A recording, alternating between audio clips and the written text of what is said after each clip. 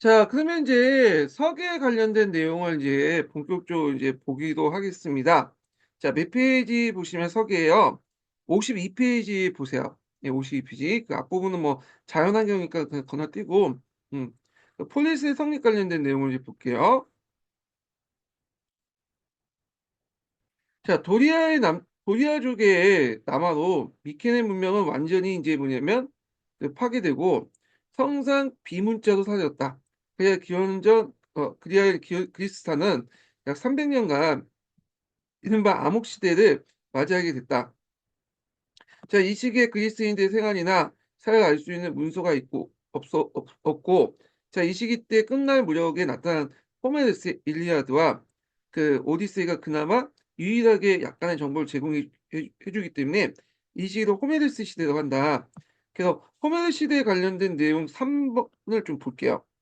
자, 이게 호메로스라는 사람이 기원전 9세기 때 사람인데 이때부터 이제 독자리의 알파벳을 만들었다고 이제 보고 있어요. 그래서 페니키아의 이제 알파벳을 이용해서 독자적인 알파벳 문자를 만들었다. 이렇게 이제 기억을 해두시면 되고요. 자, 그다음에 그 도리아족이 이제 계속 그 많은 파괴와 그 혼란이 그 일으키면서 페로폴레스 반도와 크레타 자리에 잡았을 때, 다시 읽을게요. 예.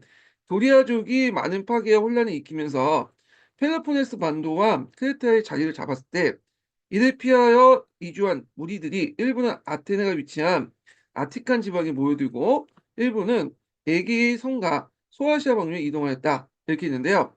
자, 도리아족이 이제 그 만든 대표적인 도시가 스파르타고요. 상대적으로 이오니아인, 그러니까 이오니아인은 같은 이주민이지만 도리아인보다 좀 앞서 들어온 그 이민족 집단이에요. 그래서 이들이 만든 이 아테네죠. 예. 그래서 이제 그리스의 이주민들이 자리 잡은 소아시아 하얀 지대와 인접한 섬들은 이오니아라고 이제 불렸으며 그들은 미케네 문명의 유산을 지니고 이주하여 고 또한 이오니아 지역방이 오리엔트 문명에 접촉하여 용이한 곳이기 때문에 문화 발전의 봉토보다 빨랐고 포이스도 소아시아의 서아시아 지역 서해안 지역에 먼저 성립되었다. 이렇게 있는데 일단 이게 무슨 말이냐면 지도를 보면서 좀 설명할게요. 자, 여기 보면 그 소아시아 반도 있죠. 그 소아시아 반도. 이 소아시아 반도에 여러 이제 그 도시국가들, 이 그리스계 도시국가들이 쭉 있어요. 그래서 여기에 이제 살았던 인들을 이오니아인들이라고 해요. 원래 이오니아인들은 여기에 이제 그 그리스 본토에 살았던 거죠. 그래서 도리아인들이 들어오기 전에 이오니아인들이 살고 있었고, 근데 이 도리아인들의 공격을 받게 되니까 아테네 같은 이제 뭐냐면 도시국가를 만들어갖고 방어하는 그 세력도 있었고, 아니면 그 일부가 이쪽 소아시아 쪽에 들어와서 해안가에 도시국가를 만들게 되는 사람들이 등장해요. 그래서 보통 삼국시대 때 이제 고대 지명들은 그 종족명의 이름을 따게 되거든요. 그러니까 요게 이오니아인들이 많이 살고 있기 때문에 그리스인들은 요 지역을 이오니아 지역이라고 했어요. 자, 이오니아 지역은 주로 이제 여기 소아시아 해안가에 있는 지역이기 때문에 오리엔트의 선진 문명을 적극적으로 받아들였죠. 그래서 문화적으로 상당히 발달된 지역이었고요. 아테네가 이제 부상하기 전에는 이 이오니아 지역에 있는 도시국가들이 상당히 문화적인 어떤 영도력을 발휘했다. 그래서 이제 여기에 이제 철학이라든지 이런 것들이 발달하게 되고 탈레스를 비롯한 이제 여러 이제 철학자들 여기서 등장하게 되잖아요. 그래서 여기는 이오니아 학파라고요. 이오니아 학파. 자, 그래서 이제 요렇게 이제 보시면 될 것 같고요. 자, 계속 읽어보겠습니다. 자, 이 두 번째 단락부터 이제 볼게요. 요거는 각자 읽어보시고. 자, 미케네 사회가 붕괴된 후 그리스 본토에서는 세 개 내지 네 개의 부족으로 구성된 소왕국들이 여기저기 나타났다. 자, 부족 밑에는 몇 개 형제단과 여러 수족들이 있었으나 현실적 생활단위는 개별 가족으로 구성된 총락 공동체였다. 이렇게 있는데, 자, 그래서 이제 요거는 이제 그 미케나 붕괴 후 도리아인들의 어떤 국가 단계, 그래서 부족 단계, 그러니까 잘해봤자 부족 국가 단계, 요 정도 이제 보시면 될 것 같고요. 그 다음에 뒤에 넘어가서 여기부터 또 읽어보겠습니다. 자, 도리아족이 남아있다는 혼란과 타국가의 위협부터 스스로 지키기 위해서 여러 전략이 지리적으로나 군사적으로 중심이 되는 것을 모여들어 도시가 형성됐고, 자, 이 도시들을 중심으로 주변 농촌으로 하나의 독립된 주권 국가인 폴리스가 형성됐는데, 이게 집중선이 일반적으로 널리 통하고 있다. 자, 집중선이라는 건 뭐냐면 폴리스가 성립한 이론 중에 하나예요. 그래서 도시를 중심으로 주변의 촌락들이 하나로 형성된 것인데, 여기가 이제 도시가 있으면 요 주변에 이제 뭐냐면 농촌으로 구성된 거죠. 앞에서 얘기한 것처럼 도시와 농촌이 융합된 어떤 도농 융합 도시 국가? 예, 이게 이제 집주설이야. 예. 그래서 뭐 아테네나 스파르타나 이런 것들이 집주설인데, 물론 집주설은 다 모든 그 폴리스가 뭐냐면 다 그렇다는 건 아니에요. 예외가 있어요, 항상. 예외가 있기 때문에 앞에서 말했지만 주변에 농촌이 없고 하나의 도시만 구성된 그 폴리스도 있고, 그다음에 또 도시가 없고 하나의 농촌으로 구성된 지역이 있어요.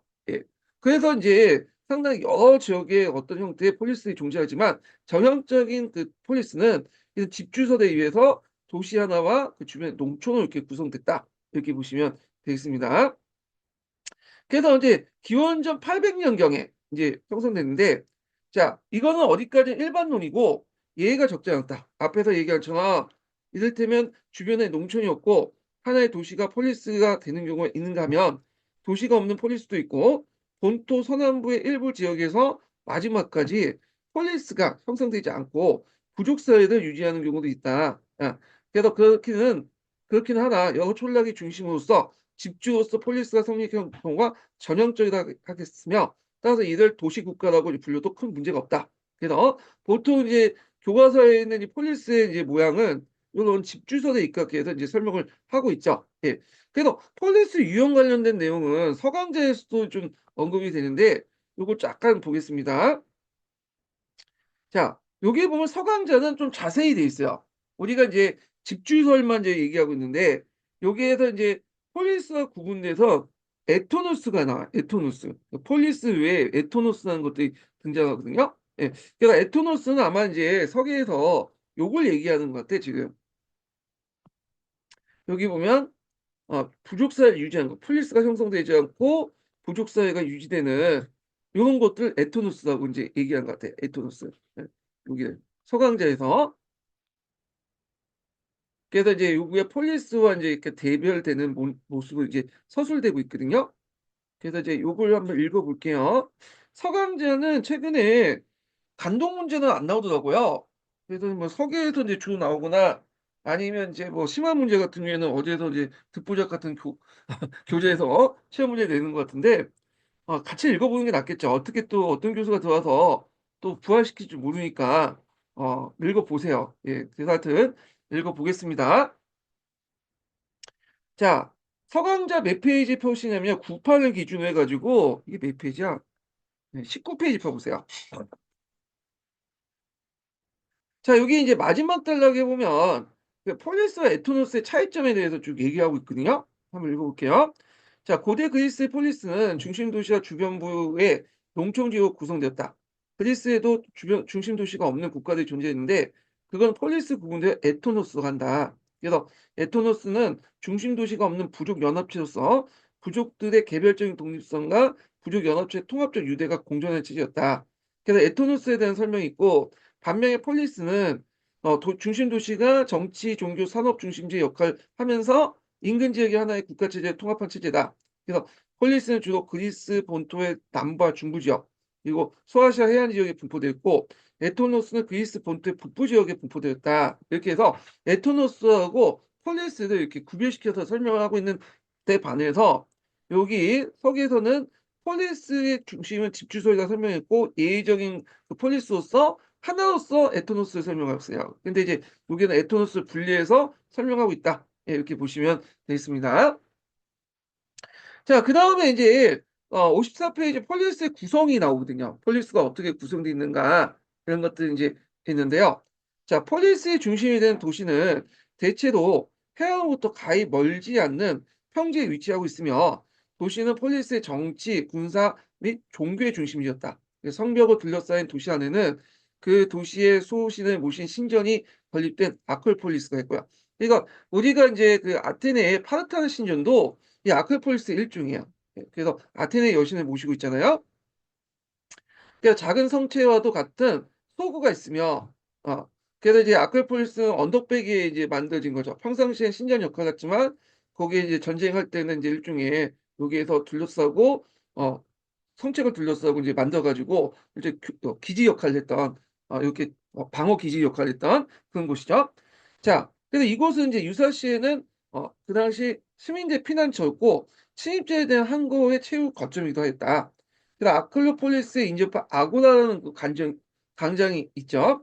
이곳의 시장인 동시에 정치를 포함한 모든 공공생활의 장소였으며 시민들의 사교의 장이었다. 자, 요때 이제 또 페미니즘에 입각해서 이걸 볼 필요가 있는데 요때 시민들은 남자일까요, 여자일까요? 당연히 남자죠. 예. 그래서 그 당시 여자들은 대부분 집안에 친구하면서 가정일만 했었고 뭐 시장에 가거나 뭐 물건을 사오거나 그건 다 남자들이 했던 거야. 그래서 남자 시민들이 모여가지고 뭐냐면 여기에서 이제 같이 물건 사면서 어 그 정치를 했죠.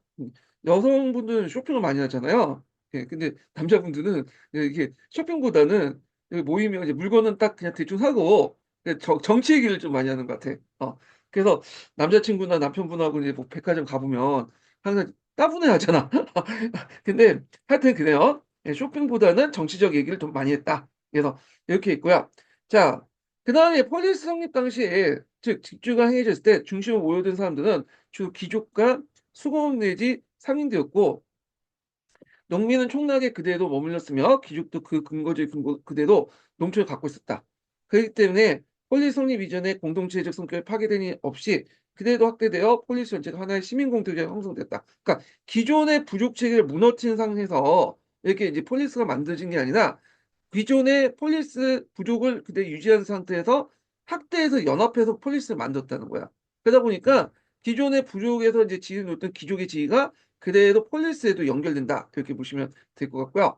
그래서 요때 부족, 초창기 때 부족은 보통 이제 폴리스 형성할 때 세네 개 그 부족들이 형성되잖아요. 그때 부족은 이렇게 혈연적 부족이었어요. 혈연적이 지연적인 부족이었죠. 그러다 보니까 부족 내에서 이 귀족들의 발언권이 세고 그다음에 귀족들의 모임 집단들의 발언권, 그리스의 어떤 정치 기구도 귀족들이 모여서 이제 하는 거잖아요. 발언권이 셀 수밖에 없겠죠. 그러다 보니까 이제 폴리스의 전체 이익과 귀족들의 어떤 집단적 이익이 부닥칠 때는 결국에 귀족들의 집단적 이익에 의해서 국가 의사결정이 결정되는 그런 이제 문제점이 생기죠. 그래서 그걸 개선하고자 이제 했던 것이 뒤에 나오는 클레이스테네스의 부족제 개혁이에요. 이거는 나중에 좀 얘기를 해보겠습니다. 자, 그러나 여기에서 유의할 점은 폴리스 내에 거주한 모든 사람들이 시민으로서 완전한 자격과 권리를 갖고 있지 않았다는 사실이다. 그래서 수많은 노예는 있었고, 노예는 물론이고 여러 대에 걸쳐 거주하고 있는 자유인인 재외국인이라는, 그러니까 제유외인, 그러니까 우리 식으로 따 외국인이죠. 제유외인도 완전히 의미의 시민이 아니었고, 오직 폴리스 형사한테 참여한 부족의 성원 내지 그 후손만이 완전한 시민이었다. 그래서 아테네나 뭐 스파르타나 뭐 테베나 이게 이제 뭐냐면 시민이 자격이 상당히 엄격하게 해놓기 때문에 시민 단수가 그렇게 크지가 않았어요. 예. 그러다 보니 전쟁을 자주 하다 보면 이 성인 남자들 시민권을 갖고 있는 성인 남자들 수가 줄어들 수밖에 없겠죠. 그러다 보니까 나중에 이게 군사 약화를 불러일으켰고요. 그리고 이게 이제 아테네 같은 경우에는 제국 팽창할 수 있는데도 불구하고 스파르타도 제국 팽창될 수 있는데도 불구하고 그러지 못한 게 이렇게 시민권을 이제 뭐냐면 몇몇 사람들에게만 주다 보니까 이 시민권을 가지고 있는 사람들만 이제 뭐냐면 전쟁에 나가고 싸우다 보니까 물론 나중에는 이제 시민권 없는 사람들도 싸우긴 하지만 그들이 주적이잖아요. 그러다 보니까 제국 팽창의 원동력을 만들지 못했다. 시민권 제한 때문에.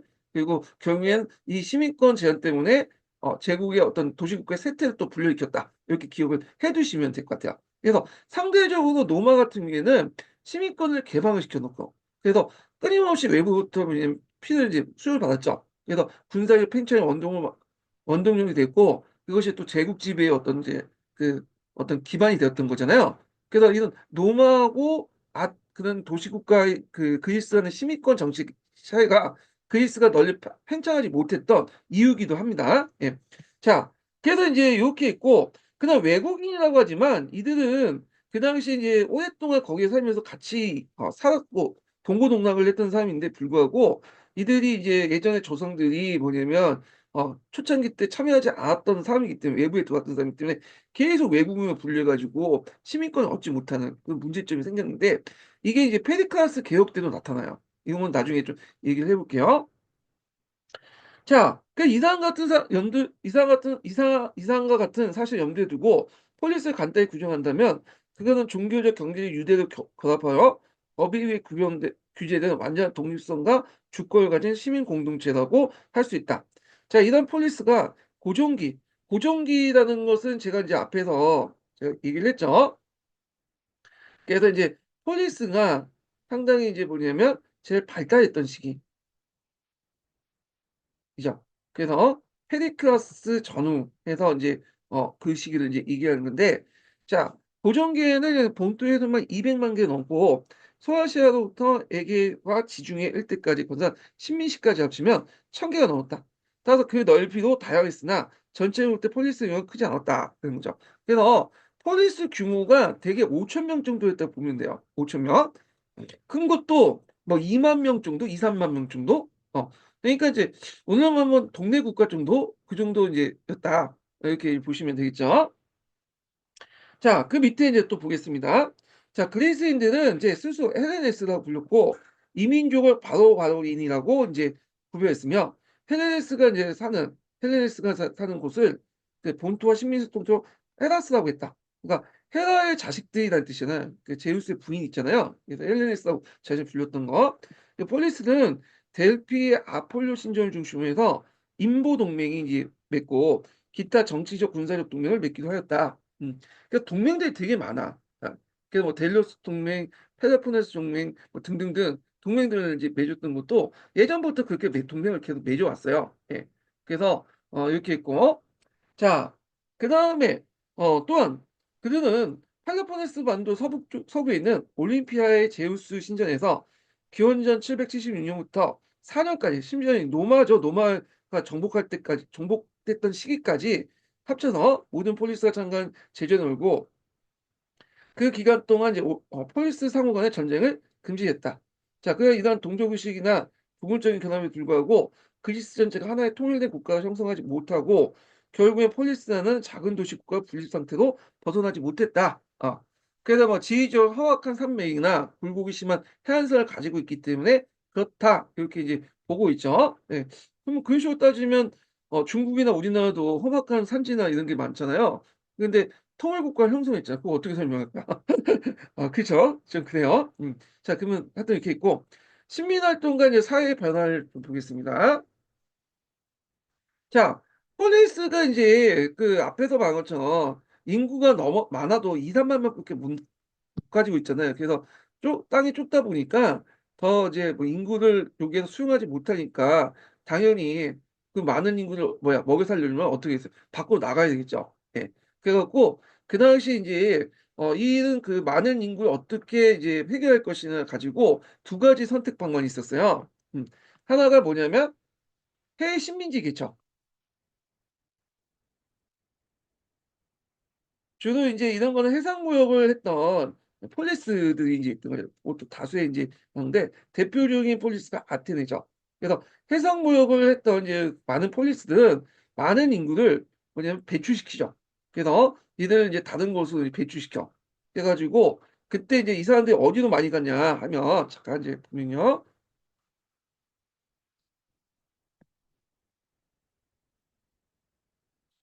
자 요 지역에 인제 이렇게 있어요. 그래 갖고 여기 보시면 이제 그 지중해 연안에 여러 이제 뭐냐면 폴리스들의 어떤 이제 도시들이 나오죠. 여기 페니키아 시민 도시도 있지만 하여튼 요 지역에 뭐 남이탈리아 지역, 시칠리아 지역 그다음에 요쪽으로 해 갖고 여기 지역에서 터키 연안의 지역들 요런 것들. 여기 지역은 여기 북쪽 지역에 우크라이나가 있잖아요. 여기가 이제 흑토지대이기 때문에 밀 생산지예요. 그래서 여기에서 공급을 받아 갖고 밀을 공급해서 아테네나 여러 도시 국가들에게 이제 보급시켜 주는 그런 역할을 했죠. 그리고 이 소아시아 반도 지역. 그래서 심지어는 여긴 잘 안 나와 있지만 이게 북아프리카 지역에서도 여기 지역에서도 그 뭐냐면 그 그리스 식민 도시도 있었어요. 예. 그리고 또 페니키아 식민 도시도 있고. 그래서 이런 식민 도시들은 본토와 멀리 떨어져 있기 때문에 지원을 잘 못 받잖아요. 그러다 보니까 대규모 인제 그 도시를 만드는 것보다는 조그만 시민 도시들 이렇게 만들었고, 상대적으로 그냥 카나다가 크긴 하지만 조그만 시민 도시를 만들었고, 그다음에 여기 본토 그 내륙까지는 들어가지 않아요. 되게 해안 연안의 지역에 그래서 들어가. 왜냐면 왜 해안 지역이 왜 성립되냐, 본토까지 여기 들어가면 내륙까지 가면 원주민들과 싸워야 되거든. 그러다 보니까 해안 지역에 거점 도시를 만들고 이제 발전했다. 그래서 이는 거점 도시를 통해서 자국의 모국가 이렇게 이제 뭐냐면 이렇게 해외 무역을 통해서 먹고 살았다. 이렇게 이제 보시면 돼요. 그래서 대표적인 이제 식민 도시가 어디냐 하면 요쪽 그 남이탈리아 부근에 무슨 도시가 있냐면 티라톰이라는 도시가 있어요. 티라톰. 요게 이 남이탈리아 부근에 이제 그리스의 시민 도시가 많았는데 이걸 로마인들 뭐라고 하냐면 대그리스 메가 그레이트라고 했어요. 네. 요 남이탈리아 도시들은 이제 그 당시 로마가 팽창한 과정에서 큰 영향을 줬죠. 그래서 로마의 정치 구조나 군사 제도나 등등에 큰 영향을 줬다는 거. 예, 이런 것도 좀 기억을 해두시면 될 것 같고요. 예. 자, 그래서 이제 이렇게 있고, 그러니까 이들은 인구 증가, 뭐 귀족주의 내부 갈등 분쟁 등등 여러 가지 이제 이유로 모시에서 나와서 뭐냐면 식민 도시를 만들었다는 거. 근데 식민 도시하고 모시의 관계는 뭐냐면 정치적 지배 관계는 아니에요. 독립 관계죠. 근데 이제 뭐냐면 정치, 경제, 문화적 유대 관계야. 그러니까 뭐하고 비슷하냐면 지금 미국하고 영국하고 좀 관계하고 비슷하다고 보시면 돼요. 미국이 영국부터 독립해 나왔잖아요. 그렇지만 원래 이제 본바탕 영국인이 세웠기 때문에 독립국가지만 영국의 영향을 많이 받았죠. 뭐 정치 제도나 경제, 사회, 문화나 이런 거와 연결돼서 이제 보시면 되겠습니다. 자, 그러면 이제 또 하나의 그 계통이 뭐냐? 이걸 좀 설명하다 했는데 또 하나는 뭐냐면 정복 활동이야. 그러니까 이런 건 농촌 사회 이제 그를 바탕으로 한 농촌을 바탕으로 한 도시 국가들이 이제 주했는데 역국가를 공격해요. 그러니까 대표적인 게 스파르타죠. 예. 그 스파르타는 옆에 국가를 공격해서 뭐냐면 확장을 시켜주는 거예요. 그래서 거기에 토지를 이제 뭐냐면 빼앗은 토지를 또 시민들이 분배해서 불만들을 무마시켜주는 그런 것들인데 이렇게 해외 시민 활동을 통해서 이제 뭐냐면 대처했던 그 아테네형적인 국가가 있고 정부 활동을 통해서 옆에 나라를 공격했던 스파르타가 있죠. 그래서 두 가지 형태로 해가지고 이런 그런 많은 그런 인구들을 해외로 이주시키거나 옆에 나라 빼앗은 정복지로 이게 이주시키거나 아니면 나눠줬다. 이렇게 이제 보시면 될 것 같아요. 예. 자, 그러면 여기에서는 어디를 초점을 맞추자면 요 첫 번째 케이스 초점을 맞추죠. 해외 식민지 개척을 통해서 모국하고 식민 도시 간의 어떤 관계를 통해서 이제 어떤 해외 무역을 하는 그런 것을 얘기를 하고 있죠. 자, 해외 무역이 발전되면서 어떤 문제점이 일어나냐? 자, 사회적 양극화가 일어나. 해외 무역을 통해서 막대한 부를 축적한 세력들이 있는 안에서 그렇지 못한 세력들이 있죠. 그런 갈등도 있었고 또 해외무역을 통해서 형성된 이제 신흥세력들은 자체적 중장보병을 양성을 하게 되죠. 그러다 보니까 종전의 귀족층과 또 정치적 권력을 둘러싸고 갈등이 일어났고 이런 이제 여러 가지 사회적 문제가 또 동시에 일어났다. 이렇게 이제 보시면 되겠습니다. 자, 그래서 그 관련된 내용을 한번 볼게요.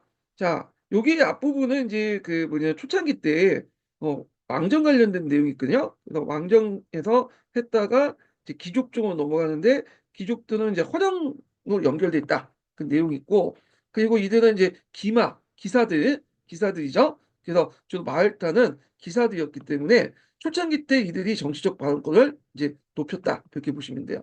자, 서양에서 한 가지 룰이 있는데 피를 흘린 만큼 정치적 그 요구를 하는 그런 걸 하거든요. 그래서 자기가 전쟁에서도 피를 흘릴 만큼 정치적 권리를 요구하게 돼요. 이게 일종의 그 뭐냐면 서양에서 국룰이야. 그래서 이런 것들이 이제 정치적 변화를 불러일으키는데 초창기 때는 이제 귀족들이 이런 기병을 통해 기사를 통해서 뭐냐면 정치적인 어떤 군사적 공을 했기 때문에 정치적 발언권을 높여갔다. 이렇게 좀 기억을 해두시면 될 것 같고요. 자, 뒤에 넘어가서 그러면 이제 여기에서 이제 신민운동 관련된 내용을 본격적으로 이제 한번 보겠습니다. 예. 자, 여기 보면 이제 56페이지 넘어갈게요.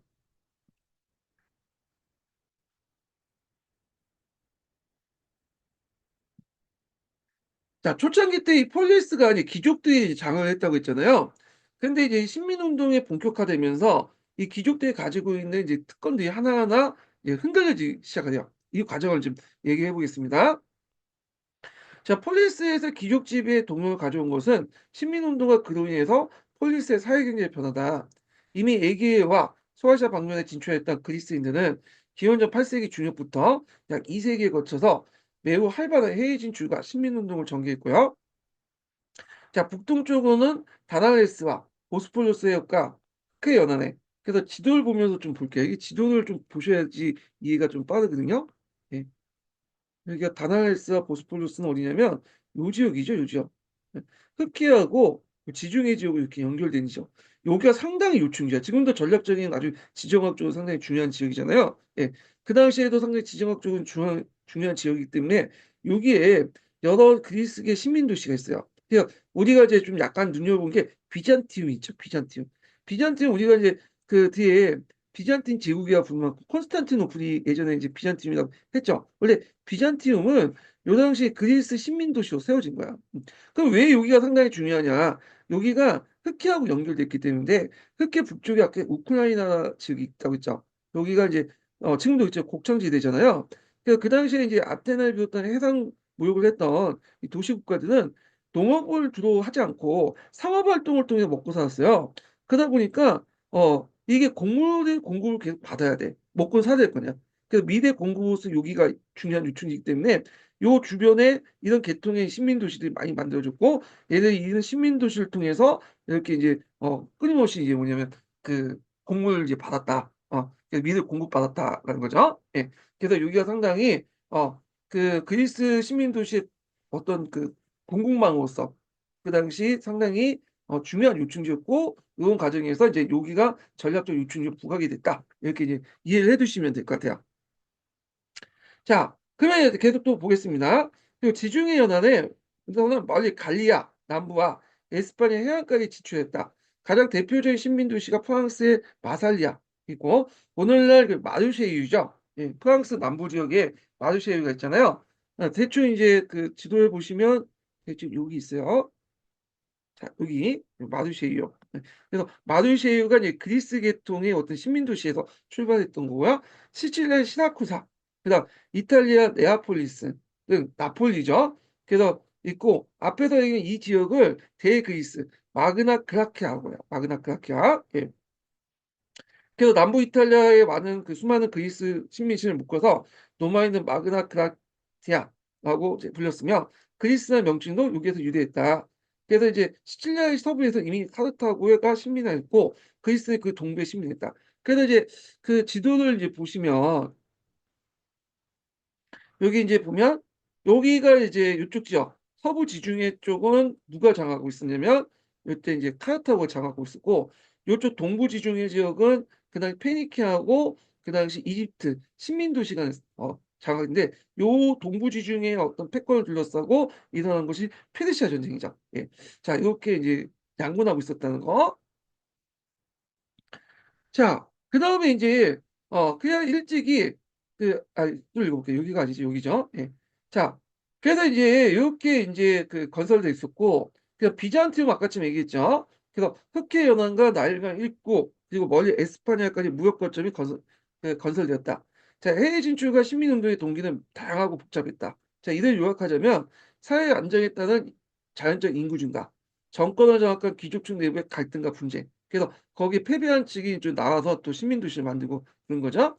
자, 귀족과 같은 대지주의 압박을 받은 소농 내지 빈농의 토지에 대한 갈망, 예상무역을 확대하는 욕망.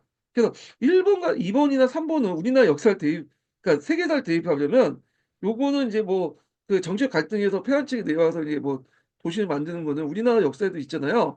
부에서 패배한 애들이 뭐 고구려나 그다음에 백제를 만들었잖아. 예. 그다음에 요거는 이제 뭐냐면 약간 미국이 독립하는 미국이 이제 영국에서 쫓겨나 못 살고 그 사람들이 미국 많이 건너갔잖아. 그런 거 요까 연결시켜서 보시면 될 것 같아요. 자, 그래서 현실적 이러한 동기가 서로 복합적으로 작용하는 경우가 많았다. 그래서 제가 이제 여기 식민 도시는 시험 문제 지금까지 안 나오는데 나올 가능성이 좀 있어. 그래서 물어볼 때 왜 식민 도시가 이제 이렇게 형성됐는가 동기를 물어볼 수 있잖아요. 이걸 이제 쓰면 되는데 뭐 여러 가지 제한을 두겠죠. 그럼 경제적인 동기가 뭐냐 뭐 물어볼 수도 있고 정치적인 이유가 뭐냐 물어볼 수 있겠죠. 그래서 요거 5개 정도는 인지해 두시면 좀 좋을 것 같아요. 자, 새로이 설립된 그 건설한 신민시는 일반적 모시와 정치적 지배를 받지 않고 저마다 독립을 유지했다. 그러나 그들의 모시의 방언과 습성, 습속, 정치제도, 간직명, 제사 등은 거의 그대로 이식됐다 했으며 본토와 식민지 사이에는 상과 물자의 왕래가 빈번했고 자연히 정치, 경제, 문화면에서 긴밀한 유대 관계가 형성됐다 이렇게 보시면 돼요. 정치와 독립적인 관계였지만 유대 관계였다. 그러니까 오늘날 미국하고 영국의 관계를 보시면 되겠습니다.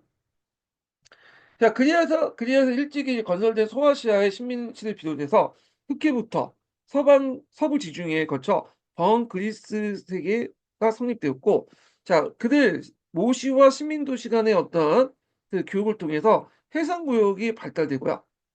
그리고 상품화폐 경제가 발달되기 시작했고, 그리고 이걸 통해서 사회적 양극화가 일어나죠. 그래서 이제 이 당시 정치적 갈등, 사회적 갈등도 같이 일어났다. 이렇게 보시면 되겠습니다. 그래서 이 정치적 사회적 갈등을 어떻게 해결에 따라서 이제 솔론이나 사원이나 페이시스타투스 같은 사람이 등장했다. 이렇게 좀 보시면 되겠죠.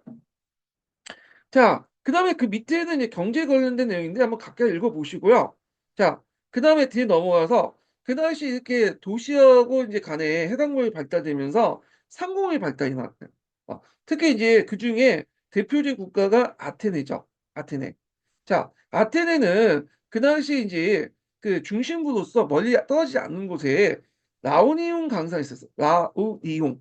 그 은강을 가지고 있었어요. 이 은강이 상당히 중요한 역할을 하는데 나중에 이제 그 아테네는 인간 개발 통해서 이런 이제 거기에서 막대한 수익을 얻게 되고 나중에 경제력이나 군사력을 확대시키는데 큰 역할을 하죠. 요게. 자, 이 은강은 국가 소유였으나 개인 기업가에게 임대되었고 수천 명의 노예가 사역됐으며 채굴 방법이나 재련 기술이 매우 우수하였다. 자, 그래서 나우리옹 은강에서의 국가 수익이나 기업가의 소득은 앞에서 말한 아테네 군사 유지와 경제적 발전, 또 문화적 풍요에 크게 공헌하였다. 이렇게 보시면 되겠습니다. 자, 화폐 경제에 입각한 상호의 발달은 농업에도 영향을 미쳤다.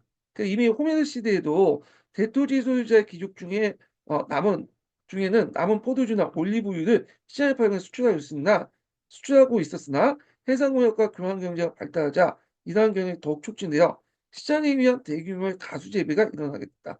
자, 그래서 이제 아테네는 상업이 발달됐다고 했잖아요. 상업이. 그런데도 농업이 있었어. 농업. 근데 이제 문제는 아테네 농업 구조가 어떻게 돼 있냐면 그 뭐냐면 고부가가치 생산에 집중돼 있어요. 밀 같은 경우에는 곡물 같은 경우에 너도 나도 다 재배하기 때문에 어느 지역이나 재배를 하잖아요. 그러니까 가격이 낮게 형성됐기 때문에 아테네는 곡물 농업을 이제 시간이 지나면서 포기해 버리고 어디에 집중됐냐면 가수 재배, 그러니까 올리브나 이런 것들 있죠. 포도 농장에 더 집중돼. 여기는 훨씬 더 많은 이익을 얻기 때문이죠. 많은 시간과 그러니까 똑같은 시간과 자본을 투자하더라도 곡물보다는 그 가수 재배에 더 뭐냐면 그 이득을 얻기 때문에 가수 재배에 뭐냐면 신경 썼다. 포도나 올리브유 이런 것들을 이제 하기 위해서 한 거죠. 자, 이거는 노마도 마찬가지예요. 노마도 초창기 때 곡물 재배했다가 이제 나중에 제국이 발전되면서 아시아에서 각산 이제 속주에서 그 밀이 들어오니까 그거 가지고 남는 게 없거든. 그러다 보니까 이제 좀 고부가치인 그게 뭐냐면 올리브나 포도 같은 가수 재배를 하게 되잖아요. 예.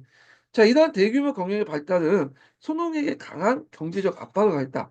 그래서 대토지 소유자의 귀족들 부채를 지고 소상농이나 농업노동을 전락하거나 심한 경우에는 부채를 갚지 못하는 그 노예가 되는 경우가 적지 않았다. 그러니까 상품화폐 경제를 바탕으로서 가격이 싼 곡물 가격은 이제 싼 가격으로 곡물이 들어오니까 이 당시 가수 재배를 하게 되고 가수 재배하면서 대농장이 형성되고 거기에 소외된 그 많은 농민들이 몰락하면서 이들이 부채를 이제 지게 된 거죠. 그리고 더 몰락하면 노예가 됐다. 그래서 이런 사회적 양극화는 이렇게 그 많은 노예를 생산함으로써 어떤 갈등을 불러일으켰다. 이렇게 보시면 될 것 같아요.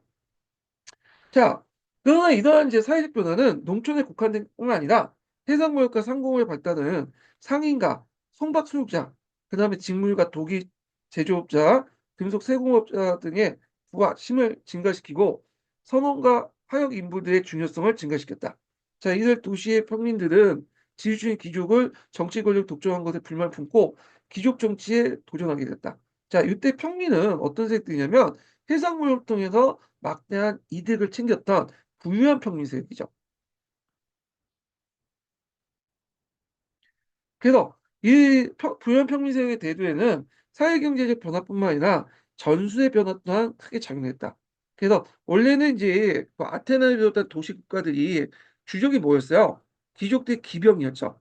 예. 그래서 말 같은 경우에는 나름대로 많은 비용이 들기 때문에 기병을 이제 하기 위해서는 그래서 돈이 많은 귀족들이 주를 할 수밖에 없었는데 이제 부유한 평민들이 등장하다 보니까 우리가 귀족보다는 못 사지만 나름대로 돈이 있잖아요. 그러다 보니까 중장 보병으로서 나름대로 전투에 참여하게 되죠. 그래서 이들이 이제 피를 흘렸기 때문에 정치적 목소리를 높이고 그리고 당연히 귀족 간의 대립이 일어날 수밖에 없었죠.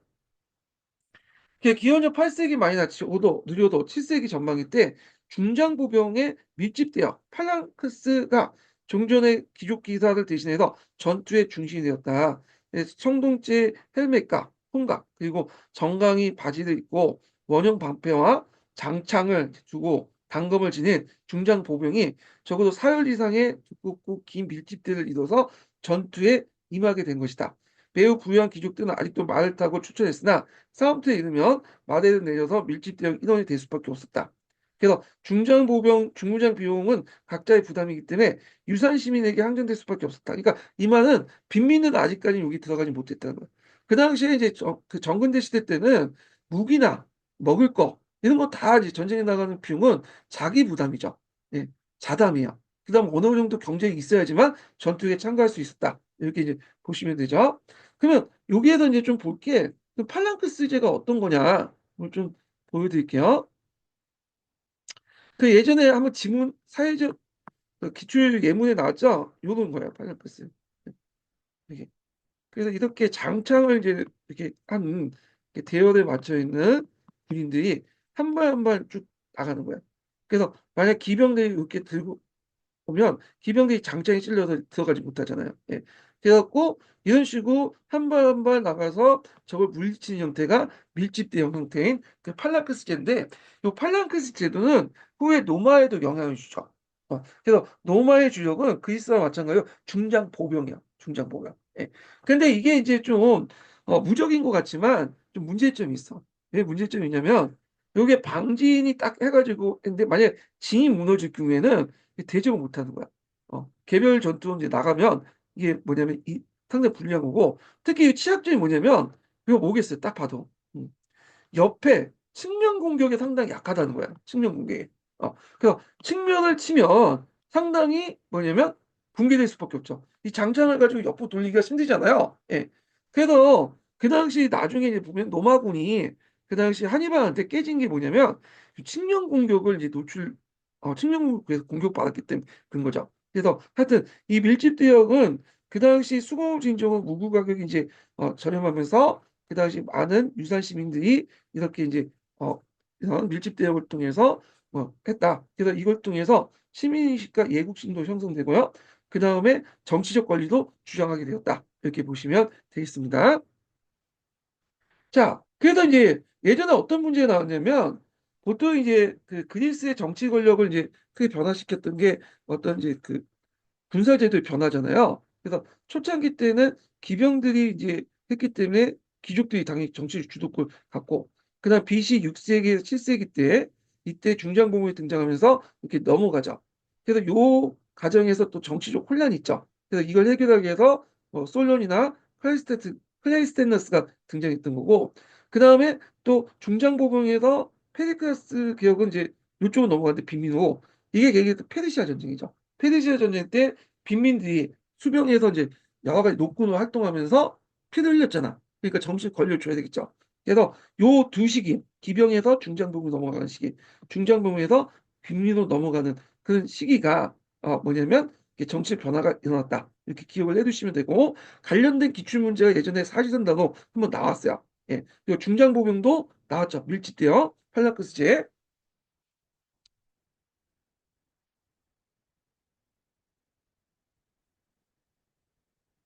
자, 그 중장보병의 등장이 어떤 영향을 줬는가 이렇게 보면요. 자, 기종만의 전투의 주역으로서 폴리스를 지켰던 시대가 지나가고 도시와 농촌의 중산층 이상의 유산 시민이 국방력의 주력이 되기 시작했다. 자, 이러한 이제 전술의 변화는 사회경제 변화와 더불어 평리의 정치적 발언권에 증대시킬 수밖에 없었다. 자, 이때 평민은 일반 평민이 아니라 부유한 평민이야. 그다음에 평민들도 양극화됐다고 했죠. 부유한 평민이 있고 상당수 이제 뭐냐면 노비도 이제 떨어지고요. 빈농들이 빈민들이 이렇게 해서 양극화되고 그래도 이들 간에 또 갈등이 있고 또 부유한 평민과 또 귀족 세력 간의 갈등이 있어요. 여기는 정치적 갈등이고 이건 경제적 갈등이죠. 그래서 사회가 이런 갈등에 처해져 있고 복합적인 갈등에 처해져 있고 이걸 해결하기 위해서 솔론이라는 사람이 등장했다. 이렇게 보시면 되겠습니다. 자, 그럼 아테네 정치 발전을 이제 좀 볼게요. 자, 일단 이 아테네와 정치 발전을 보기 전에 그 당시 이제 폴리스의 어떤 도시 국가 그 유형을 좀 보겠습니다. 크게 이제 폴리스 유형을 아테네형과 스파르타형 이렇게 이제 볼 수가 있거든요. 음. 그래서 아테네는 상업 국가고 폴리스는 스파르타는 농업 국가죠. 네. 그래서 이제 좀 비교를 해보면 자 여기에서 이제 아테네는 이제 스파르타하고 비교해 볼 수 있는데 아테네는 이오니아인이야. 그러니까 보통 원주민이라고 이제 하는데 도리아인보다 좀 더 빨리 왔기 때문에 그런 거야. 예. 근데 이들도 이제 뭐냐면 인도 유럽어족 계통으로 이주민들이에요. 그렇지만 도리아인보다 좀 더 빨리 왔기 때문에 원주민이라 불렸던 사람들이 사람들이었고 스파르타는 이제 도리아인이고 그다음에 여기 인구 구성에서 보면 좀 눈여겨볼 게 뭐냐면 아테네는 시민이 상당히 많죠. 어. 노예도 많긴 하지만 시민이 상당히 절반 이상은 높아. 그래서 정치적으로 상당히 안정된 형태였고 근데 스파르타 같은 경우에는 시민의 수가 피지배층에 해당한 특히 그 노예, 헤르타이보다는 훨씬 더 극소수잖아요. 그러다 보니 이 극소수를 가지고 절대 다수의 어떤 피지배층을 이제 통치하다 보니까 군국주의 체제는 낳게 되는 거죠. 그래서 여기 있고 자 아테네는 처음에 귀족 정치였다 민주 정치로 넘어가고 여기는 이제 혼합된 형태가 보시면 돼요. 군국주의 체제인데 왕도 있고 귀족정도 있고 민주정도 동시에 있어요. 예. 그 혼합 체제다. 그래서 그 당시에 이제 지식인들 뭐 플라톤이나 이런 사람들이 아테네보다는 오히려 스파르타를 더 이상적인 국가 형태로 봤다는 이유도 이제 이런 이제 여러 가지 형태가 모였기 때문에 그런 것도 있거든요. 자, 아테네는 개방적이고 스파르타는 폐쇄적이고 아테네는 해군이 강하고 스파르타는 육군이 상대적으로 그렇다는 거고요. 그리고 아테네가 처음부터 해군이 강한 건 아니에요. 페르시아 전쟁하는 기간 동안 해군에 집중 투자를 했기 때문에 그런 건데 이건 나중에 다시 좀 얘기해 보고요. 자, 아테네는 상공업과 무역을 중심이었고 스파르타는 농업 중심이었죠. 그리고 아테네의 노예는 우리가 생각하는 전형적인 노예, 개인 소유야. 개인 소유고 근데 이제 스파르타는 이게 이제 우리가 생각하는 노예가 아니라 집단적 소유예요. 예. 그래서 마을 전체가 집단적으로 한두 사람이 소유되는 그런 형태죠. 그래서 이렇게 스파르타 이제 노예는 좀 다르다. 이건 나중에 다시 설명하고요. 자, 아테네 같은 경우에는 동맹은 델로스 동맹, 스파르타는 펠로폰네스 동맹 이렇게 있는데 이게 대표적인 동맹이고요. 책에 보면 그 이거 외에도 여러 동맹들이 나타나. 헬레네 동맹도 났고 뭐 있는데 그냥 대표적인 동맹 두 가지만 좀 일단은 기억을 해두시면 되겠습니다. 그래서 이제 이렇게 아티카형 폴리스 그러니까 아테네와 그냥 라코니아형 폴리스 스파르타 이렇게 있고 요 관련된 내용이 이제 서양사 총론에 있어요. 제가 한번 요 부분을 읽어볼게요. 자, 그리스 전체에 흩어져 있던 많은 폴리스는 크게 아티카형과 라코니아형으로 나눌 수 있다. 자, 아티카형은 대체로 그 이오니아인들이 건설한 국가로서 상공을 주로 영위하며 민주적 개방사회를 발전했다. 예. 이에 반해서 도리아인 계통의 라코니아형 폴리스는 농업 중심의 가두적인 어떤 왕정에 머물러 있었다. 그래서 아티카형 폴리스는 아테네, 그다음 라코니아형 폴리스는 스파르타의 가장 정형적인 모습을 드러냈다. 그럼 폴리스 가운데 아테나 스파르타 매우 대조적인 예라고 할 수 있다. 있고요. 그래서 이제 요게 이제 관련된 내용을 또 어디에도 있냐면 서양사 강의에도 있어요. 서양사 강의. 예. 그렇지만 이제 시간 관계상 제가 건너뛰고 넘어가겠습니다. 그럼 읽어보세요. 제가 예전에도 말했지만 서양사 강의가 상당히 심화된 내용으로 돼 있어요. 구조적으로 돼 있기 때문에 시간 되신 분들 한번 읽어보시면 물론 요 책에서 직접적으로 시험 문제 나오진 않지만 읽어보면 배경 지식이 돼. 그래서 왜 그 당시 이제 그 서양사 계도는 왜 그 당시 그런 얘기를 했는가를 좀 이해할 수 있어, 금방. 그래서 이렇게 이제 좀 보시면 될 것 같고요. 자, 그러면 이제 다시 넘어가서 서양사 계도론 이제 또 보겠습니다. 자, 여기에서 이제 귀족 정치에 동요한 이제 참주 정치 있는데, 여기에서 이제 아테네를 이제 모형으로 해갖고 이제 얘기를 하고 있죠. 왜냐면 다른 나라는 기록이 별로 없어. 그래서 아테네가 이제 상당히 많기 때문에 아테네의 어떤 정치 발전을 이제 기준에서 얘기를 하고요. 다른 도시 국가도 이 스파르타를 제시한 다른 국가도 그런 비슷한 정치 과정을 겪게 됐을 거다. 그러니까 이제 아테네형 국가 있잖아요. 앞에서 얘기한 그 아티칸형 국가 있죠? 예. 그러면 이제 여기 보면 어떤 식으로 이제 발전했는가 정치 과정을 좀 정리를 해보면, 자, 아테네는 왕정이었죠, 초창기 때. 그러니까 왕이 쫓겨나고 귀족적으로 바뀌고요. 게다가 금권 정치가 생기죠. 아까쯤에 이제 평민세의 대두로 이제 이렇게 해서 되고, 이게 잘 안 되니까 페이시스타토스처럼 민중영합주의에 가까운 창조정이 이제 형성되고, 그 다음에 민주정 이렇게 있죠. 그래서 크리스티네스 페리클라스, 게다가 펠로포네스 전쟁 이후에 쇠퇴됐다, 이렇게 이제 보시면 돼요. 예. 그래서 볼 것은 이 귀족정, 아이고, 귀족정, 참주정, 민주정. 예. 여기가 이제 중점적으로 봐야 될 거고요. 자, 그러면 이제 내용을 보겠습니다. 처음에 나온 게 이제 그 아테네 초창기 때, 귀족정 정치 때 초창기 때의 그 뭐냐면 그 정치 구조와 관련된 내용이죠. 그래서 왕이 있다고 하지만 왕은 이제 선거제 때문에 그 금방 없어졌고요. 그래서 이제 귀족 연합 정치가 형성됐는데, 그때 이제 그 중심 기구가 뭐였냐면 아르콘하고 아도파구스였어요. 예. 그래서 이 아도콘은 이제 집정관. 예. 그러니까 로마에 보면 집정관 있잖아요. 그 집정관이 아도콘이라고 보시면 돼요. 그래서 있고 아도파고스는 이 집정관이 모여 있는 회의라고 보시면 돼요. 그래서 퇴임한 집정관이 모여있는 회의 기구가 아우파구스라고 보시면 돼요. 그래서 보통 이제 로마 같은 집정관이 2명인데, 요 그리스 아테네는 아르콘이 3명이었어요. 군사, 종교, 민사 3명 있고, 후에 9명으로 증가됐고요. 임기도 종신이었던 것이 1년이 되고, 그 대신 임기가 끝난 자동적으로 아우파고스에 의해 위원이 되었다. 자, 이거 어디에서 많이 듣는 거죠? 레파토리가? 그 로마의 그 권력 구조하고 비슷하죠. 로마도 집정관이나 그 집정관 밑에 그 법무관이나 이런 이제 정무관들 있잖아.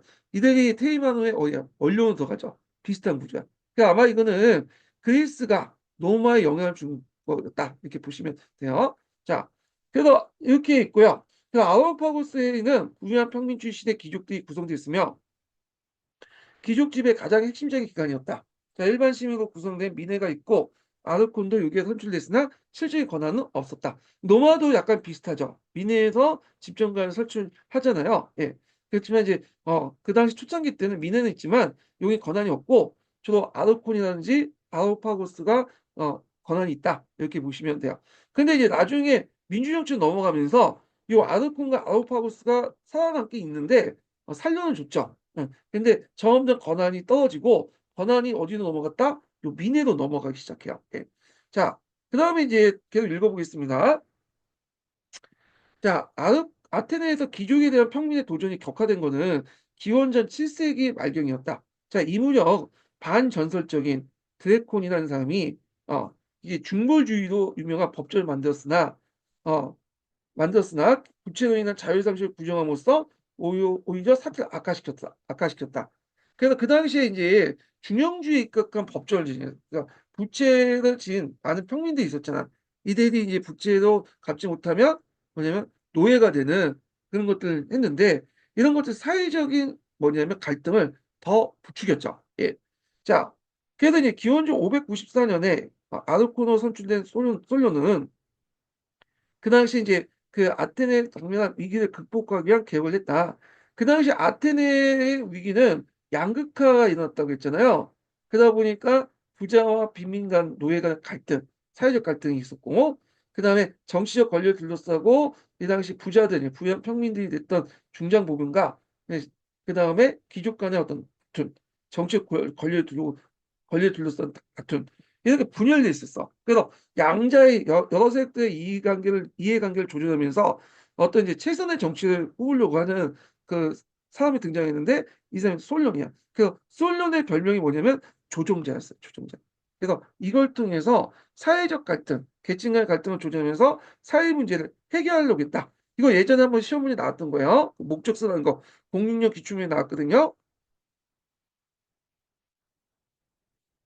그래서 계층 간 갈등을 조정하여 사회 문제를 해결하려고 했다. 그거 기억을 좀 해 두시고요. 그게 솔론의 목적이었다 보시면 되겠습니다. 자, 그래서 이제 어떤 이제 정책들을 했는가 이렇게 이제 보면요. 자, 사회경제적 정책을 볼게요. 물론 이 솔론이나 그 외에 이제 뭐 페리클라스나 여러 사람의 정책들이 쭉 나오는데 이거 외에도 되게 많아요. 예. 그래서 이제 그 요즘에 나오는 차오르는 서양사 내용 있죠. 거기 보면 더 많이 나오거든요. 근데 거기까지 다 보면 너무 심화된 내용이기 때문에 그냥 이렇게 그 우리가 보고 있는 기본서 한도 내에서 예 얘기를 해 드리겠습니다. 예. 자, 솔로는 아테네가 당면한 위기를 극복하기 위한 계획을 단행했다. 그래서 사회경제적 측면에서 보면 부채를 말소하고 부채로 인해서 노예가 된 자유민을 해방했으며 부채로 인한 인신의 예속화를 금지하는 동시에 상호를 정리했다. 그러니까 그 예전에 그 자유민 중에 부채를 갚지 못하면 드래콘의 법에 따라서 노예가 됐잖아요. 근데 이런 걸 못하게 한 거죠. 그 기존의 부채를 다 탕감하고 부채가 부채로 인해서 노예가 되는 걸 금지시켰어. 예. 그러면 노예 자체가 없어졌냐? 그건 아니죠. 노예는 계속 있어요.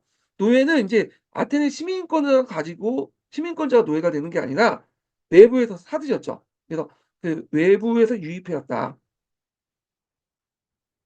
그래서 노예 시장에서 가지고 왔다. 아. 이렇게 보시면 되겠죠. 아니면 전쟁을 통해서 이렇게 하는 거지 아테네 시민들이 몰락해 갖고 부채돼서 노예가 되는 건 금지시켰다. 이렇게 보시면 되겠습니다.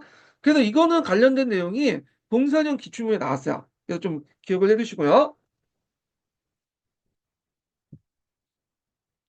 그래서 이런 식으로 해 갖고 앞에서 말했던 이런 부자와 빈민 간의 어떤 사회적 갈등을 좀 해결하려고 했고 또 하나의 갈등이 있었죠. 예 또 하나의 갈등이 이제 그 당시에 등장한 신은 그 뭐냐면 세력들과 귀족 간의 갈등이잖아요.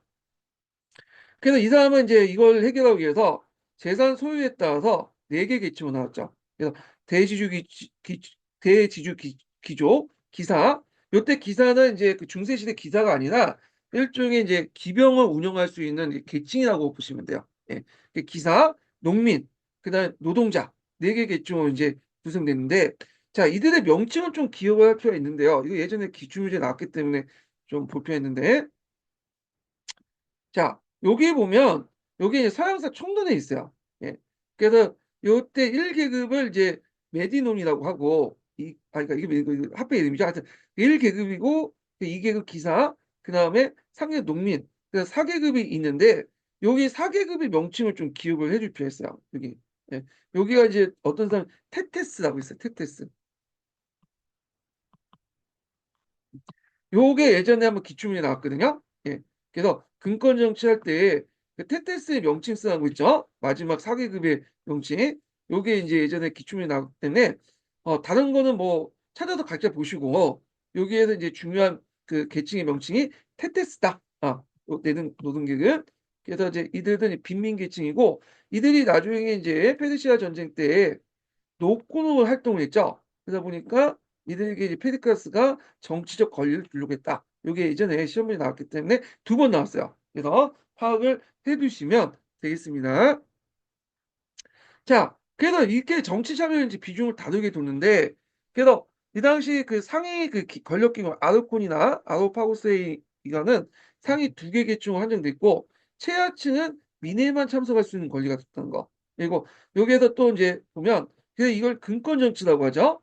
자 그다음에 새로 설치된 시민법정에서도 계층의 구별 없이 추천원자 참석하게 되는데 시민법정을 최초로 만들었던 사람이 뭐냐면 요 그 솔론이에요. 요거 예전에 한번 기출문제 나왔거든요. 좀 기억을 해 두시면 되고요. 근데 초창기 때 시민법전은 그렇게 큰 뭐냐면 권한이 없었어요.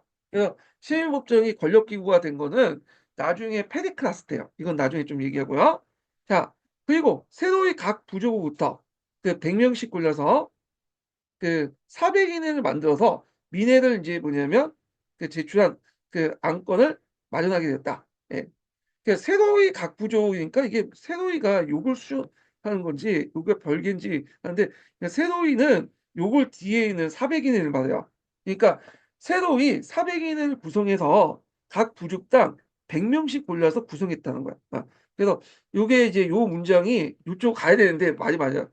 한번 가만 읽어 보면 각 부족이 세로이 만들었나? 새롭게 만든 각 부족? 이게 하는데 그게 아니라 세로이 400인을 만들어서 각 부족마다 100 명씩 골라서 만들었다. 그래야지 문맥이 많아. 팩트도 많고요. 그래서 그 당시 아테네 같은 경우에는 4개 부족으로 구성됐어. 앞에서 인제 현현적, 지연적 부족이 4개 있다고 했죠. 예. 그 부족이 4 개로 구성됐는데 거기에서 100 명씩 뽑아서 뭐냐면 400인을 구성했는데 이 400인의 문제점이 있어. 앞에서 얘기했지만 부족에 각각의 귀족들이 있잖아. 그래서 이 귀족들이 발언권이 세기 때문에 이들이 또 뭐냐 아테네 인제 400인에 들어가서 자신의 인제 이해관계가 충돌할 경우에 국가 전체의 이해관계보다는 귀족들의 집단적 이해관계 또는 부족적 이해관계를 따른단 말이야. 게다가 제대로 된 아테네 정치를 할 수 없죠. 그래서 이 400인을 해체시키고 나중에 500인을 만들었다. 이렇게 보시면 되겠습니다. 자, 근데 이러한 이제 솔련의 개혁은 종래 귀족 지배를 종속시키면서 당면한 긴급한 문제를 우선 가감하게 해결하고 하층 시민들에게 불완전하나마 정치에 참여할 길을 열어준 것인데 그렇기 때문에 그를 조종자라고 한다. 이 조종자라는 명칭 예전에 기출문제에 언급됐었어요. 자, 그러나 솔련의 개혁 중에 뭐 여러 가지 문제점이 있죠. 누구나 모든 사람에 대한 정치는 모든 사람부터 비난을 받게 돼요. 이거는 일종의 국룰이야. 예전에도 그렇고 지금도 마찬가지야.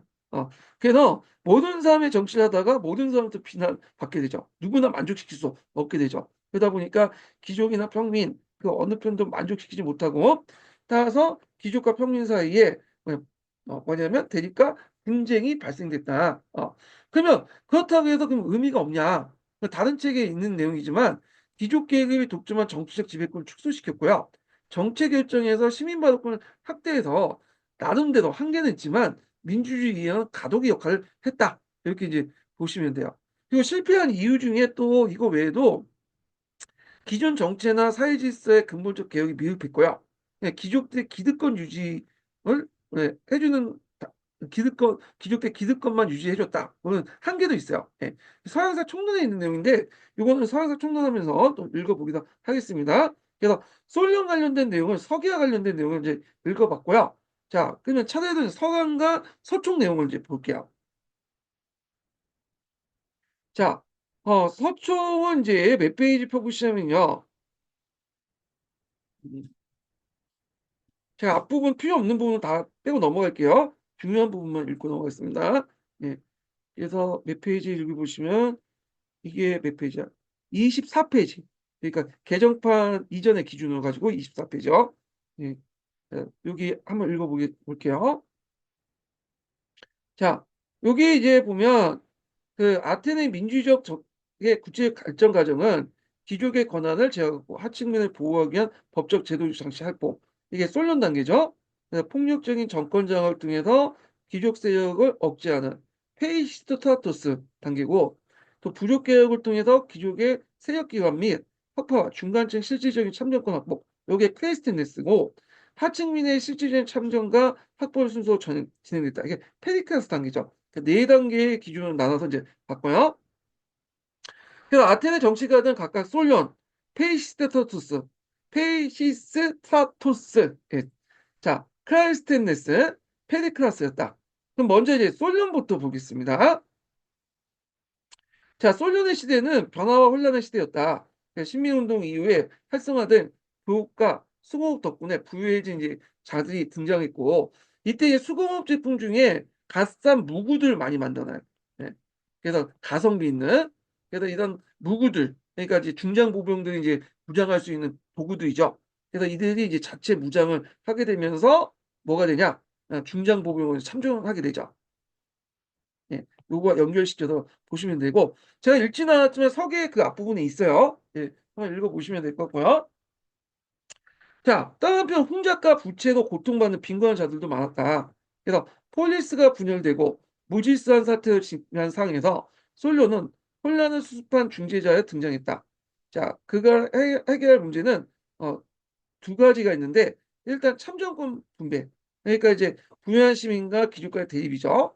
서민들 사이의 경제 불평등. 그러니까 부유한 시민과 이 빈민들의 대립이죠. 자, 그래서 아테네 시민들을 4개 등급으로 구분하고 재산의 구매에 따라 참정권을 차등 부여하는 근거를 정치했다. 4개 등급의 명칭이 나오는데 여기 서강자에 나와요. 예. 그냥 읽어볼게요. 여기까지 뭐 1등급에서 3등급까지는 볼 필요 없는데 하여튼 읽어볼게요.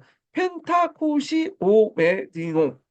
그 하여튼 이렇게 있고 기사 계층은 이제 뭐냐면 이게 시피아스라고 있나요? 예, 시피에이스, CPS 계층과 고위 견지를 차지했고 중간 계층인 제우기타이라는 하급가치를 차지했다.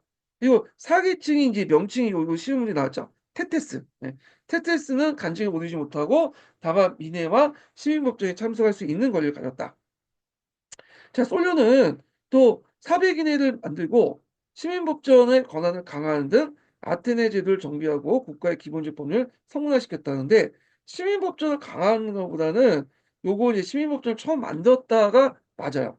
예, 강화가 아니라 예, 만들었다. 예, 처음 만들었다.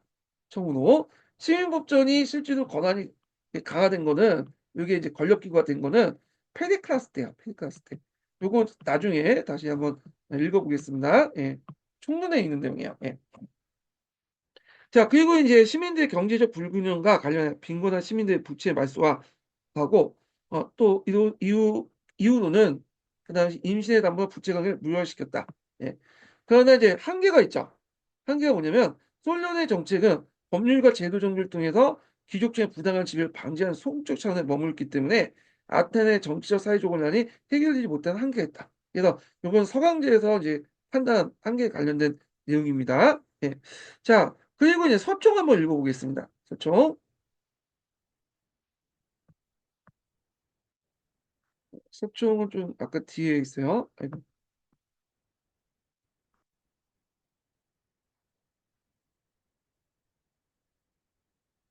서총 잠깐 보면 여기 앞에 주요 연대가 있거든요.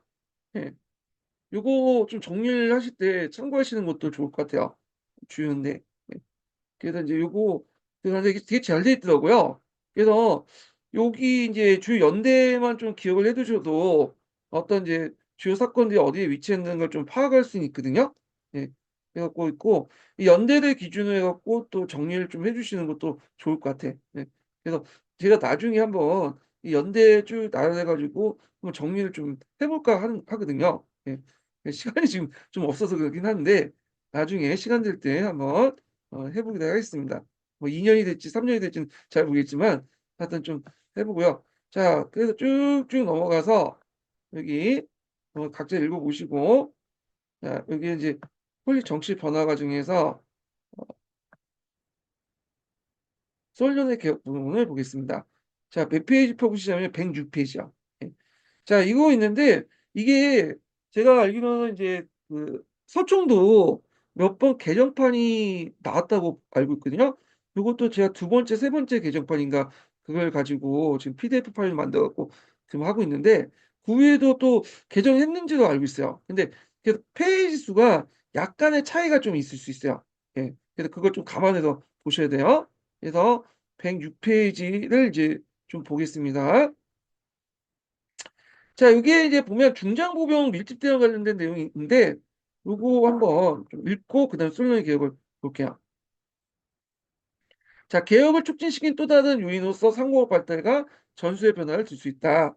그러면서 기병 중심의 역할을 하였으나 보병의 역할이 더욱 중요해졌다. 그래서 중무장 보병의 밀집 대응이 효과적인 전술이 되었다.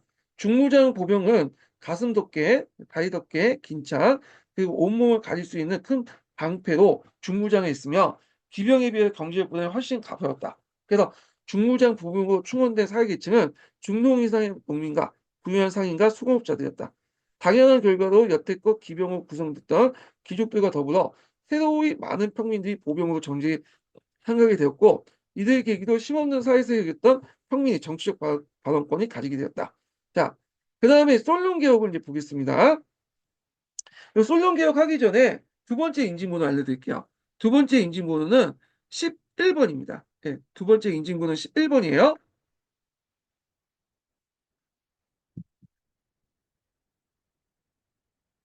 자, 귀족 세력을 제한하려는 움직임은 BC 7세기 말 드래콘의 입법을 계기로 구체로 나타났다.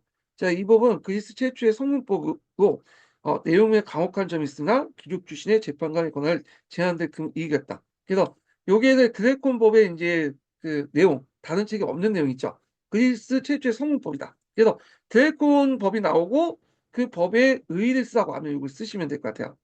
그렇지만 또 나름대로 우리가 이제 노예만 생각해서 이제 거기에서 부정적으로 보기는 했는데 나름대로 의미도 있어. 귀족 출신의 재판관의 권한을 제한했다. 그래서 있죠. 자, 그래서 이제 의쓰다고 하면 요거 쓰면 되겠네요. 그리스 최초의 성문법. 귀족 출신의 재판관의 권한이 제한됐다. 자, 그러나 드래곤의 입법에도 불구하고 농민의 생활 생태는 그다지 개선되지 않을 뿐 아니라 도시 중상층 역시 좀 더 가시적인 정치 개혁을 요구하기 이뤘다. 자, 이러한 사회적 요청에 부응하여 BC 594년에 아르코노 선출된 솔론이 개혁을 단행했다. 솔론은 비록 귀족 출신이었으나 정의감이 강한 인물이었다. 자, 정치 개혁은 귀족의 권한 남용에 제한을 가하는데 여기서 자세히 말하면 사백이나 같은 세일치를 창설하여 중상층의 정치 참여를 허용했으며 하층 계급에게 정치 민의 참여권을 주고 전체 남자 시민의 선거를 위한 최고 법정을 설치하는 배심원 제도를 수립했다. 자, 그 다음에 이제 이는 아르콘의 결정에 대한 공식을 심리하는 법전이었다. 그래서 시민법정 관련된 내용이 이제 3번에 있는 거죠. 자, 이러한 이제 정치개혁이 귀족 정치를 근본적으로 청산한 것은 아니었다. 그러나 종래 귀족 계급들이 독점한 정치적 지배권을 축소하고 국가적 정책 결정의 시민 발언권의 상대를 확대했다. 한마디로 솔론의 개혁은 민주주의를 이행하는 가도기적 조치였다. 그러니까 솔론의 개혁에 의의가 나요. 보통 다른 책에는 맨날 한 개만 언급하는데 의의가 있어. 네. 그래서 의의 쓰라고 하면 요걸 쓰시면 될 것 같아요. 여기 서쪽에 있는데요. 자, 그럼 경제 사회적 개혁의 내용을 보겠습니다. 정치 개혁과 함께 경제 개혁도 이제 병행했다. 솔로는 가난한 농민들의 채무를 탕감하고요. 부채 탕감하고 채무 노예를 금했으며 토지 소유의 상황을 결정한 긴급 조치를 취했다. 여기에도 이제 없는 내용이 토지 상황 소유 정치죠. 예. 그는 아테네 경제가 전적으로 농업에만 의존할 수 없음을 깨닫고 무역과 상업을 진행시켜 새로운 한로를 이제 찾고자 했다. 그래야 새 화폐 제도를 시행하고 기술이 뛰어난 외국인 기술자에게 시민권을 부여하는 기술 발전을 도모했다. 그래서 이제 솔론 개혁 정책 중에 이제 보통 우리가 통론이나 교과서 없는 내용이 총론에 있어요. 예. 그래서 이 총론을 제가 왜 읽냐면 여기 앞에 있는 서강자하고 서계보다 내용이 상당히 심층적으로 들어가 있기 때문에. 요즘에 들어간 교수님 중에 총론을 답안으로 쓰신 분도 있고 예문을 해갖고 만들어갖고 문제 내는 분도 있기 때문에 지금 읽고 있는 거예요. 제가 지금. 자, 사회적으로 시민계층을 재산 소유 정도에 따라서 4개 계급, 1계급과 기사계급, 농민계급, 노동계급을 구분하여 각자의 정책 위상을 규정했다. 자, 이 사회 구분은 가족적인 유대의 관계를 완화시켜 시족 집단의 사회적 지배를 약화시키는 데 목적을 하였으나 재산 소유에 연결했다는 점에서 금권 정치라고 한다. 우리가 보통 이제 금권 정치만 이제 인식을 하는데 여기에서는 요 개혁들 4개 계층으로 나눈 게 가족적인 유대를 완화시켜 시족 집단의 사회적 지위를 약화시키는 목적이었다. 예. 그런 것들이 있다는 거죠. 근데 구체적으로 왜 가족 제도를 약화시키고 시족 집단의 사회적 지위를 약화시켰는지에 대해서는 설명을 안 하고 있어요. 그래서 저도 이제 잘 모르겠고 그 부분에서는 이런 게 있구나 하고 넘어가시면 될 것 같고. 자, 그래서 1계급에 관련된 내용이 있는데 앞에 있는 내용들 있으니까 이제 그거는 넘어갈게요. 다음에 노동계급 테테스는 전시에는 운반 인물 맡는다든지 그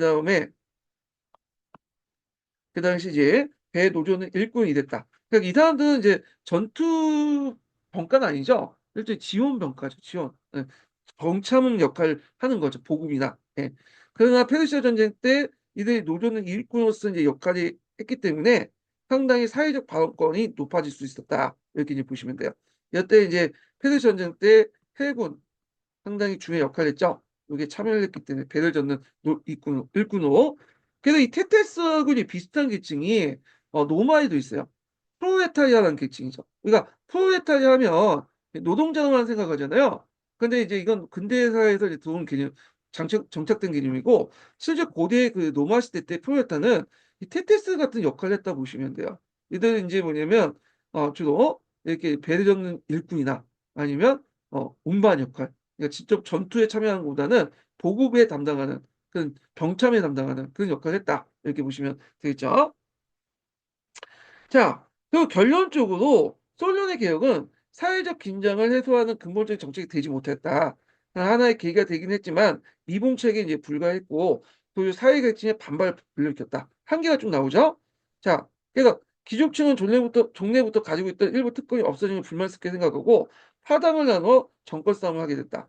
자, 소년계층은 자유를 얻는 데까지 땅을 잃은 한편 새로운 영융 방식에 적응하지 못했고, 중상층과 하층은 여전히 아웃콜에 대한 피선거권을 갖지 못하고 귀족회의 권한을 크게 달라지지 않았음을 또한 불만이었다. 그래서 중상층하고 하층이 대체 어디 계층에 속하냐면, 앞에 이제 언급한 여기 네 개 계급 중에 어디에 속하냐면, 대개 보면 이제 여기 농민계급, 이 농민계급이라고 하지만 여기 이제 그 중상층이라고 이제 보시면 돼요. 그 당시에 농민들이 다수였으니까. 그리고 그걸 무장을 할 수 있는 상인 계층이 또 포함되겠죠. 그래서 여기 1계급하고 2계급은 일종의 이제 상위 계층, 기사들 계급까지 포함되니까 주로 이제 어떤 계층이냐면 귀족 계급이죠. 예.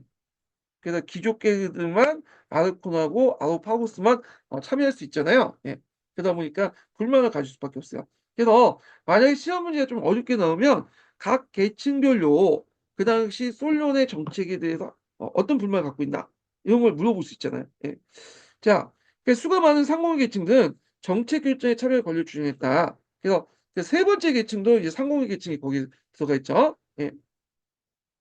그래서 이제 세 번째 계층들의 불만은 이제 그 당시 뭐냐면 귀족회의나 이런 데 좀 참여할 수 있게 해달라. 그래서 이들 얘기한 거다, 이렇게 보시면 돼요. 여기 계층이, 상호 계층이 요 세 번째 단계 계층, 아까 언급했던 요 세 번째 노동 농민 계층이죠. 여기 안에 중상층 계층도 같이 포함되어 있는 거예요. 자, 그래서 이 아침에 여러 불만 요소들이 이제 결합되면서 참주 정치로 가는 길이 열리게 되었다, 이렇게 이제 보시면 되겠습니다. 그래서 참주 정치의 이제 대표적인 사람이 페이시스타투스죠. 예. 그래서 이 참주 정치는 아테네만 있었던 건 아니고요. 다른 나라에서도 빅토 이제 있었어. 왜냐하면 그 당시 이제 아테네와 비슷한 이제 유형의 도시국가들도 이런 이제 그 내부적으로 비슷한 그 사회적 문제를 같이 갖고 있었거든요. 그러다 보니까 이걸 해결하는 과정에서 이런 참주들이 곳곳에 등장하게 되는데, 근데 기록이 제대로 남아 있는 것이 이제 그 아테네 참주인 페이시스타투스 때문에 우리가 이제 요걸 언급해서 이제 배우고 있는 거예요, 지금. 그러면 이제 페이시스타투스가 이제 인구 문제에 나왔냐? 아쉽게도 인구 문제 단독 문제는 나오진 않았어요, 지금까지. 근데 예전에 객관식의 선지에 가끔 두 번인가 세 번 정도의 약간 언급만 됐었어요. 예, 언급 선지요. 그렇기 때문에 이제 한번 나올 가능성이 있어, 이 부분이 페이스타토스가. 예. 그래서 공부하실 때도 요 페이스타토스에 대해서 좀 공부를 해두시면 될 것 같아요. 그래서 요것도 이제 서계, 서강자, 그다음에 서총을 읽으면서 좀 볼 텐데, 지금 이제 시간 관계상 이제 오늘은 여기 솔론까지 하고 다음 시간에 진행을 하겠습니다. 그래서 다음 시간은 이제 제가 다음 주에 놀잖아요. 그래서 놀기 때문에 월요일, 화요일 날 시간이 될 것 같거든요. 그래서 아, 월요일, 화요일 중에 세 타임 정도 이제 또 진행을 해볼게요. 노는 날이기 때문에 세 타임 정도 진행을 하고요. 제가 결정해서 뭐 하여튼 그 나중에 서포트즈 회원들 알려드리겠습니다. 예. 거기 회원분 아닌 분들은 그냥 녹화본 올라온 거 보시면 되고, 녹화본 올라오신 거 보시면 될 것 같고요. 예. 그래서 오늘 끝까지 강의 듣느라 수고하셨고요. 다음 주에 뵙겠습니다. 다음 주에 뵐게요.